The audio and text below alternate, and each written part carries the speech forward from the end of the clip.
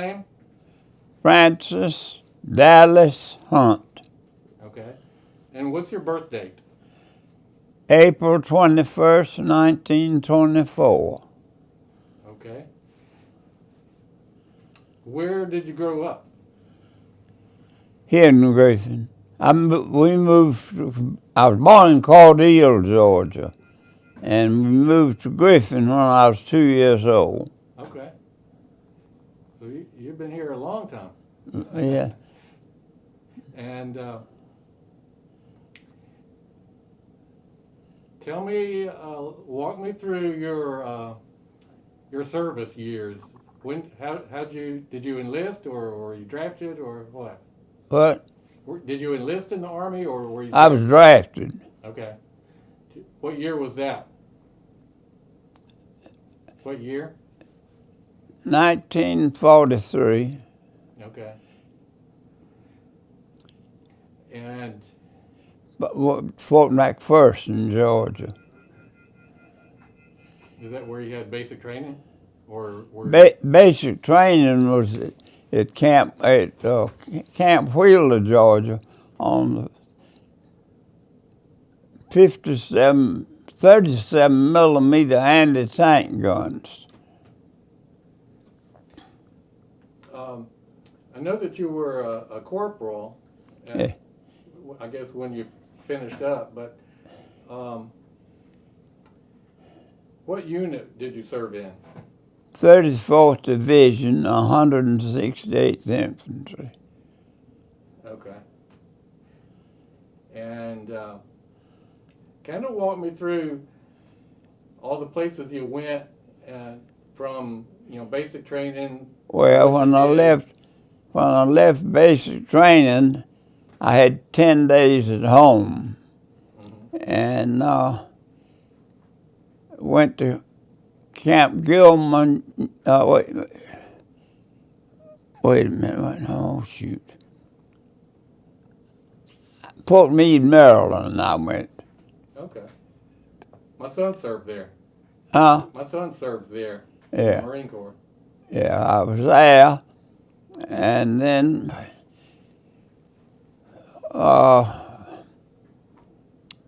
the day before Thanksgiving, they sent us to Fort Patrick Henry, Virginia, and that's where we sailed on the maiden voyage. I forgot the name of the boat. It's on that paper I gave you. Okay. And then we got to Casablanca, North Africa. It took a week. And then we went by cattle car from Casablanca to Oran. The same 5 of us were in school together here. And then when we got to Naples, Italy, to Mussolini's racetrack, we went separate ways. And then on Christmas Day, 43, we were out at Patrick Henry, and they had a USO in Oran. And Paul Walker and I, we decided, Paul said, let's just start walking, and then we can catch the truck as it comes by. Well, it was 10 miles, and we had to walk the full 10 miles. So I told him, I said, I'm going to wait for the truck. Every one of them are full. And then we, as I say, I went over to Naples and to the Mussolini's racetrack. Mussolini's racetrack? Yeah. What did he race? Huh? What did he race? Horses? Huh? What did he race? Mussolini. Oh, he was the governor of the country, yeah. Yeah. Dictator. And from there, where did? From there is where I went, joined the 34th Division, 168th Infantry. And I was there when I wounded. Okay. Can you tell me about that?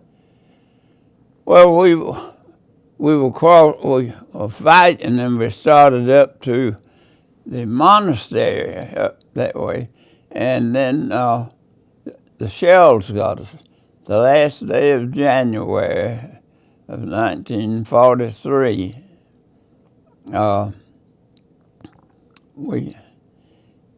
the shrapnel got me and got my friend. We had double foxholes. It got Ollie Smith. He was from Washington, D.C.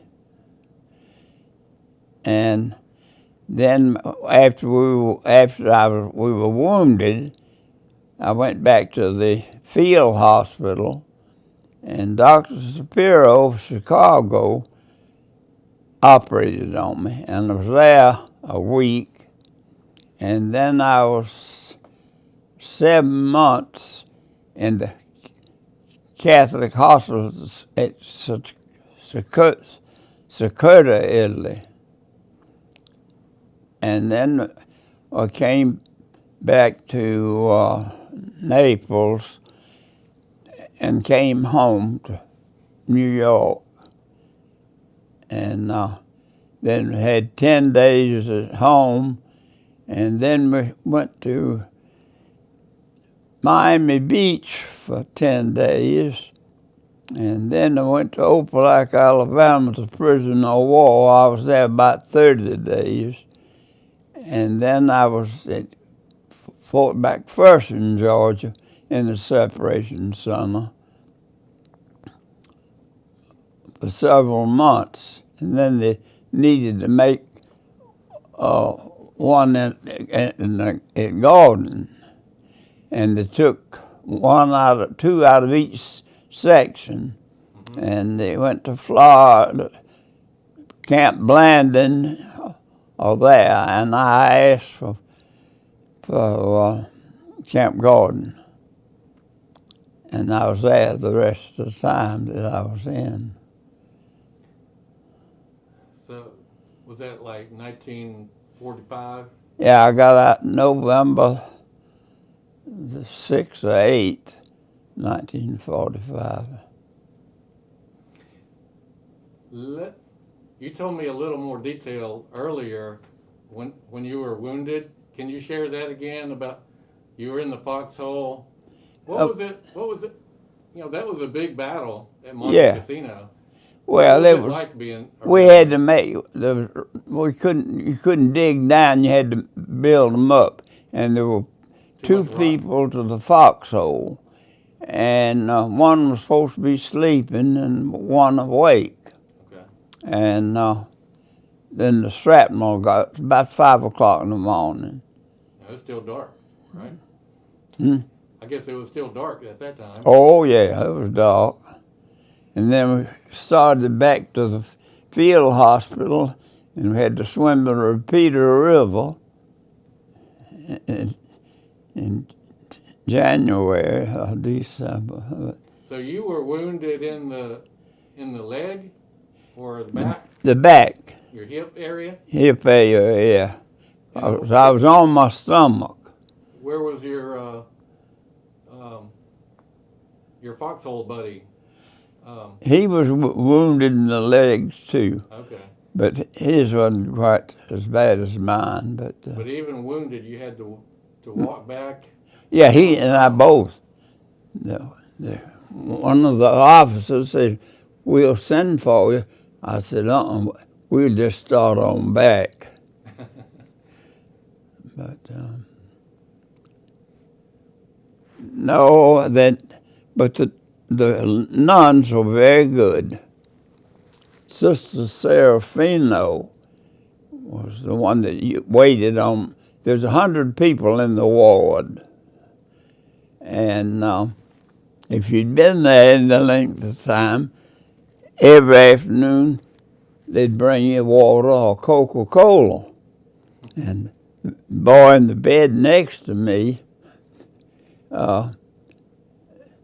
says, "Hunt, you drink that water like it's going out of style." And he left when the day before he left, I said, "I'd been here long enough so I had Coca-Cola." He said, "I wondered about that."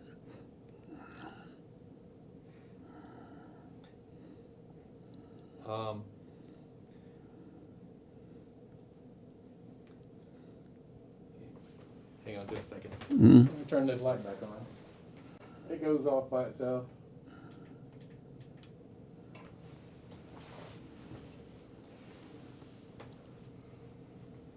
I was just wondering, with all the explosions, the shelling around you, what were you feeling at the time? Hmm? How did you feel at the time when you Felt nervous. In fact, the man in front of me, when we were marching, a shrapnel got him and he dropped dead right there. How close was he? Huh? Was he really close by? Yeah, he was passing into the hall there. Mm-hmm. From his name was Murphy J. Solandi. I don't know whether he was from Alabama or Mississippi. I can't remember where it was, but so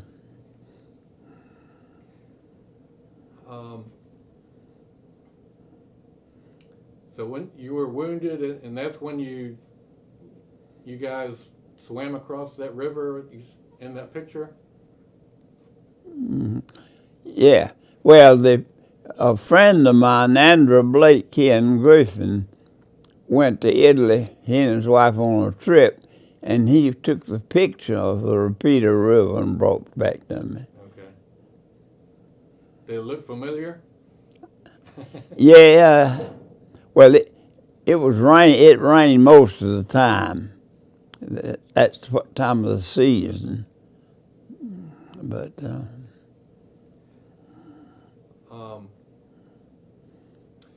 and I noticed in your medal case you have a Bronze Star. mm-hmm. Is that what happened where you won the bronze or were awarded the Bronze Star? I don't know what I did, but I got it when I was in the hospital. I don't know why, but I did.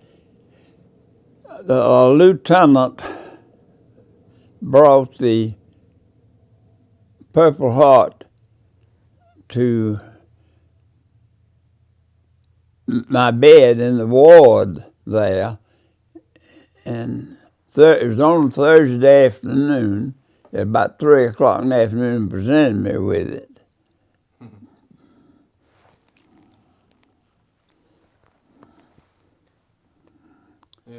Is that when they gave you the Bronze Star also? Yeah. Mm-hmm.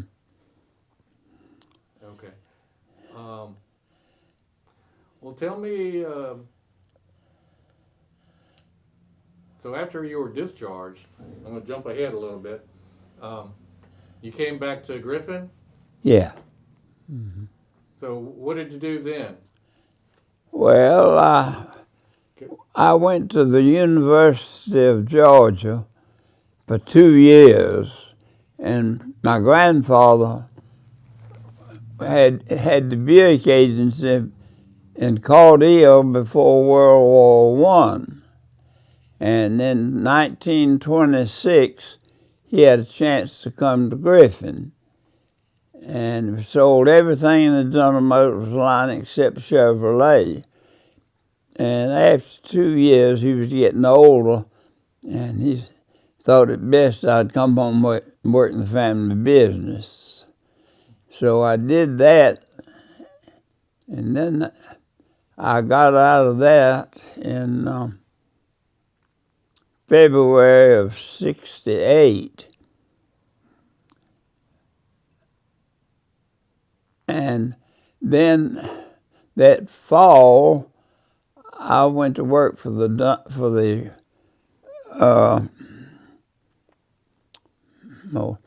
mill, the shop of the, can't I remember. I was purchasing agent there Okay. for about 6 years, I think it was.